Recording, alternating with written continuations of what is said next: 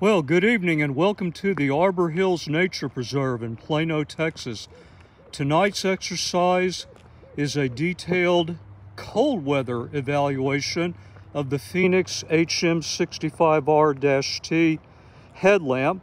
Well, of course, I've got somebody walking right at me, so I'm going to turn so I'm not blasting my light right at them. Now, this is the 5th time I've taken the headlamp out for a multi-hour expedition. However, in all my previous longevity tests, the average temperature was about 72, 73 degrees. Tonight, it's running 54 and falling fast. So it will be well in the 40s by the time the evaluation is complete. So on average, this evaluation will occur at temperatures that are about 20 to 25 degrees cooler. Now tonight I intend to simulate at least a 3-hour search and rescue segment. I will take a brief break at each hour. This simulates contacting incident command, reviewing my progress over the previous hour, plans for the next hour. I typically activate secondary illumination that is on my bump helmet and chest rig, and then I will dim the headlamp or turn it off during that time. Of course, when I restart, the illumination will be brighter than it was before I started the break. It's kind of like you're resetting the step down curve. Now for me, that's advantageous because I prefer brighter illumination, longer radius of awareness than I do to lesser illumination. The flip side is that over the very long term, you'll probably burn the battery down a bit quicker. So just keep that in mind during the evaluation, and also realize that my criteria for when I would quit using a headlamp is probably far more pessimistic than most, because again, out in the wilderness when I'm doing search and rescue, I prefer to have, a certain range of visibility and the ability to make identifications and so forth. So I may cut the evaluation short, even though there's still usable light for other use cases such as night hiking or trail walking. The other thing that's different tonight is that I'm shooting with the iPhone 12 Pro Max predominantly. I am using the new GoPro 10, but as you may have heard, there are issues with the battery. It's incrementally better at night than the 9, but until the battery issues are solved, I'll be doing at least these first evaluations of flashlights and headlamps, either here at Arbor Hills or out at Oak Point, and I'll be filming them with the iPhone 12 Pro Max. So we've been at it about 5 minutes. I'm running in 400 mode. I've had some questions and concerns about the quality of illumination, step down, particularly when you're running the spot and flood simultaneously. So unless I'm dimming the lamp during a break interval, and those are only for 2 or 3 minutes, I'm going to be running in 400 the entire evening. Well, let's get started. Okay, so it's been about 15 minutes and I've already noticed the tiniest bit of step down. It might be a little bit muddy, but I'm going to give this a try. Interesting to see how I can manage this while holding the phone. You may be interested in my rig. I have the iPhone 12 Pro Max inside a Beast Grip Pro. That makes gripping and operating it very easy. And then I have the Beast Grip Pro tethered to my chest rig. Yeah, it is a little on the muddy side. I got some vines here, but nothing like the LBJ grasslands where I'll be probably in a couple of weeks or so. Yeah, so the tether is nice just in case for some reason I have to transition immediately from the phone to something else, then I can handle that. I can just drop the phone and the tether will keep it right by my chest rig.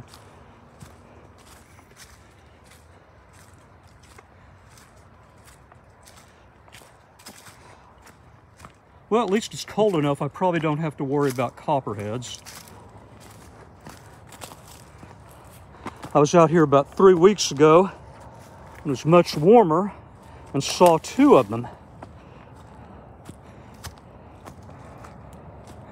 I've heard a few things out tonight, but probably won't see much of anything.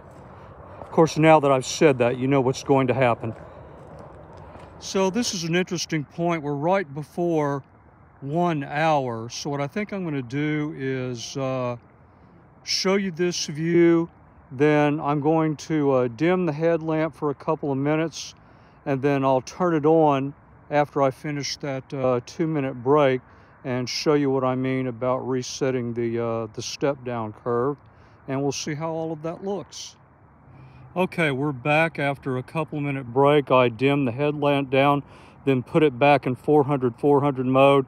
Hopefully it shows up on the recording, but that is definitely brighter to me. I mean, I can really see the beam projecting out in front of me. So like I said, we kind of reset the step down. Now we've gotten past that 1 hour mark. I mean, it's kind of like everything lasts an hour or so. So I'll probably have more frequent check-ins now that we've gotten past that 1 hour. Okay, so I'm going to get off trail here for just a very brief amount of time. Ground's still a bit on the muddy side. And of course, with this incline, the softest dirt is where I'm walking right now. But I wanted to show you something other than just concrete. God, that's driving me crazy. It's going to be an interesting balance between watching where I walk and watching where I film.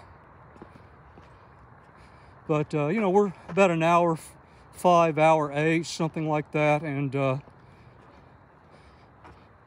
you can really see the effect of kind of that reset. I mean, this headlamp looks like I just turned it on for the first time. I can also tell it's gotten much colder. Hands, face, ears. Yeah, it's really getting muddy now. I think I'll go up here and then turn back around. But hopefully that gave you a different perspective than the last few shots.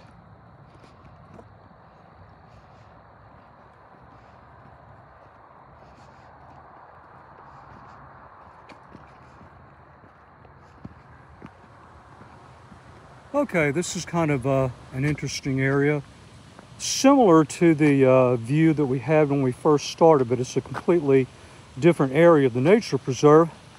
I can definitely tell that we're at just over an hour and 20 minutes. So, you know, we had that little burst when I first turned the light back up to 400 mode. And then now it's kind of entered that first phase of step down again. So it looks very similar to what it looked like, you know, after I saw it stepping down a bit after that first 15 to 20 minutes. But still, absolutely excellent illumination, especially in some of the darker areas I've been through. Yeah, this is still kicking it out. Well, I took a couple detours for my personal curiosity, and so I'm now back on the boring concrete trail. We're at about an hour and 42, hour 43. I've noticed it's gotten darker in about the last 45 minutes. And so, of course, by contrast, the headlamp now looks brighter. So perhaps you recognize this from when we started.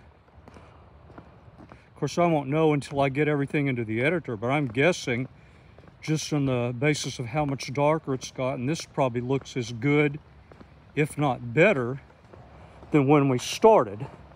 But that's just because, of course, we're in a city and it's now substantially darker than it was nearly 2 hours ago. Let's look out this way again. And here's another shot looking out in the same direction we were when we first started. Again, closing in on about an hour 45, not quite there yet. Time to go do another lap or so. Okay, remember this spot?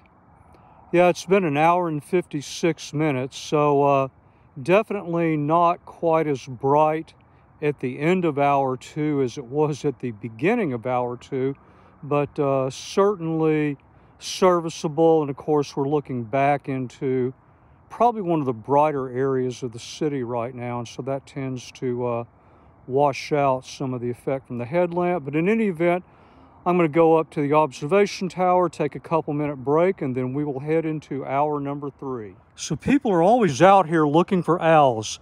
I've been out here for well over a year at night, never spotted one, then one just flew right by me. So it's been just over 2 hours and 15 minutes. I think it's time to get off the paved path again. This is just a little shortcut trail that will take you from the pavement out to the outer loop trail.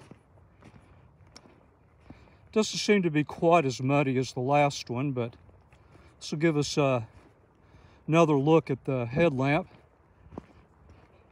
especially now that we've been out here for well over 2 hours. We'll just kind of stop and look around a little.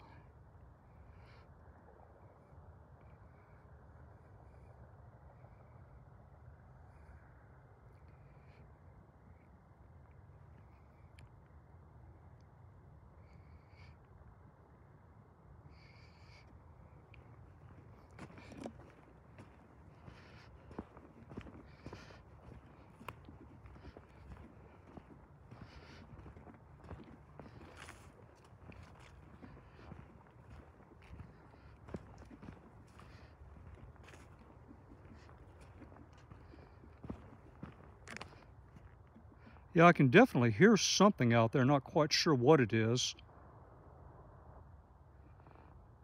Don't see any eyes staring at me yet.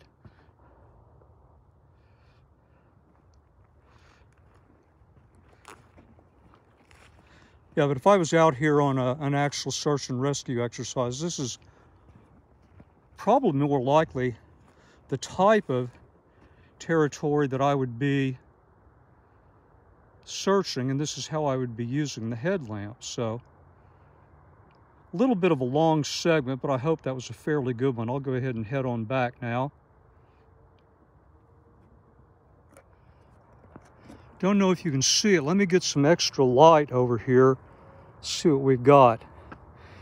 Oh, we got a skunk. It's the first time I've seen a skunk out here. I've seen several at the LBJ grasslands, but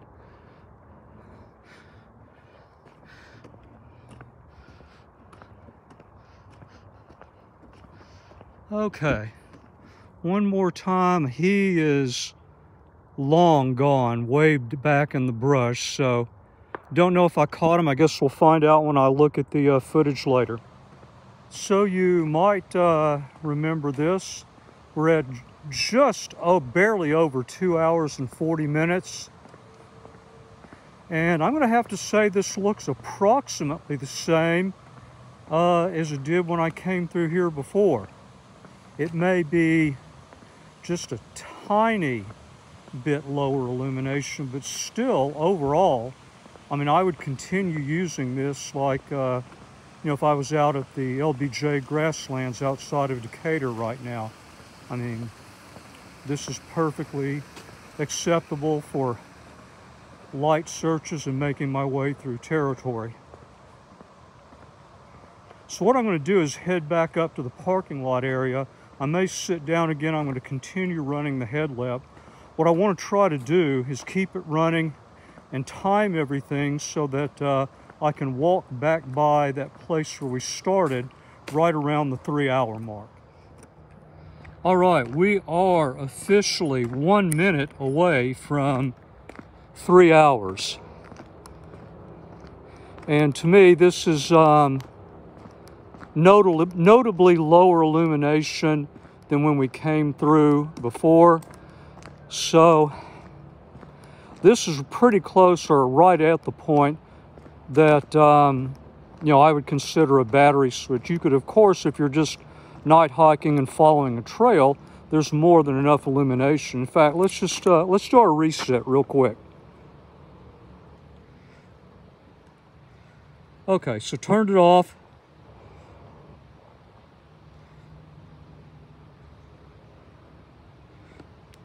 Now we're back in 400, and notice how much brighter it is. But we're running the battery at a much higher rate. So what I think I'm going to do is turn around, and I'm going to do some very short laps around this area, see if I can run it to maybe, 310, 315, something like that. And we'll see where we are at that point. Okay, well, that worked out pretty well. I took a very circuitous route and made it back here right at exactly 3 hours and 20 minutes. You can see we're probably about right where we were when I came in before I did that reset. So, when we first started, I could see from this distance, I could see well across that bridge. Now I can't even see to the end of the bridge. So this is definitely the point out in the field, somewhere between 3 hours and 20 minutes, I'd be looking to change batteries. I mean, if I was out on a SAR op and, I took my break at 3 hours, I would not want to go out 3.5, 340 or so, barely be able to see out in front of me, then have to be forced to hot swap a battery, out in the middle of the wilderness. So I'd rather do that under, circumstances of a controlled break. But overall, for the current temperature, which I think has dropped well into the 40s, I'll have to check that when I get back in the truck. But for 45 minutes, I've been feeling like I want to put gloves on, especially when the wind kicks up. I'm going to have to take this as a good evaluation. I'm looking forward to getting back out to LBJ, evaluating some more gear. And this is it for the Fenix HM65R-T, 400 lumens on the flood, 400 lumens on the spot. Even with the, what I call rest and reset, I'm calling it after 3 hours and 20 minutes. And I hope you found this information and test helpful. Thank you very much.